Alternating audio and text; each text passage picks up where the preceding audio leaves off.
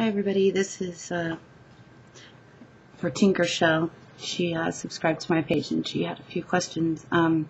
Yeah, I also suffer from fibro and chronic fatigue syndrome, and it's really common to do the whole like manic energy thing for a few days at a time and then kind of crash and burn, and it's part of the whole cycle. It's really frustrating when you have so much energy, especially with like the restless leg syndrome, and then for 2 or 3 days you can't sleep, and then all of a sudden crash for a day and a half and not want to do anything. So that's really, really common. As far as the working out and taking supplements go, I don't really take any supplements aside from having weight loss surgery. I take the vitamin B12, the sublingual. It goes under your tongue and you leave it there for 30 seconds, let it dissolve a little bit, and then take that. My best friend has systemic lupus, and her rheumatologist has suggested that she take DHEA, so that may be something to look into. Although, the vitamin D that you obviously need, and the fish oil, I mean, those are all good things for you. So I wouldn't worry about that too much. As far as the heat avoidance, I'm the exact same way.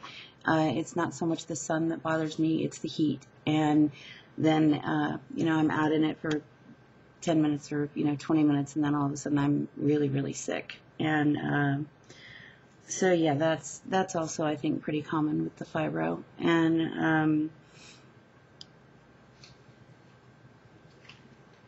let me look at my notes here. I wrote it down while you were talking. As far as people following you through your journey, I think doing it both ways is important. They need to see that people with fibro, any chronic painful disease, that you suffer with. There's things that you can do easily and there's things that you can't do easily. You mentioned Tybo. That would kill me. It's very hard for me. It hurts to lift my arms up over my head to, reach up into cupboards and things. So, yeah, and it's not, like it will hurt up here, but also, like you said, like, right in here, it hurts. And so, maybe something a little less stressful on your joints. Try yoga. That was one thing that they suggested. Water aerobics. The problem with it is that exercise is good for fibro, they say, but one of the symptoms of chronic fatigue syndrome is an intolerance to exercise. So you have to be really careful there. If exercise lands you on your butt for 2 or 3 days, it's really not beneficial for you. I could not lose the weight. I found the same thing that you did, that the medications that they put me on caused me to gain a considerable amount of weight. And so I had weight loss surgery. And so I'm not only trying to get awareness for fibro and chronic fatigue syndrome out there, but also, weight loss surgery, that, it really can be life-saving for some people. And like I've said, I'm trying to get one piece of my life back at a time. And, I noticed you title your videos, Taking Back My Life. And it's very true with a chronic illness. Going back to a minute for you saying that you're using yourself as a human guinea pig, I think that we all kind of do that because there is no cure for fibro. And people, the doctors, they don't know exactly what causes it or even, what it is. And so the medications that they give us, sometimes in large quantities, they don't really know why it works on us or how. So, I think we all kind of use ourselves as human guinea pigs throughout this journey. So if you can do it, all natural and with, under a doctor's supervision, rock on. I couldn't. I was in so much pain. The Lyrica and the Effexor is what I'm on. The low dosage of Effexor, very high dosage of the Lyrica.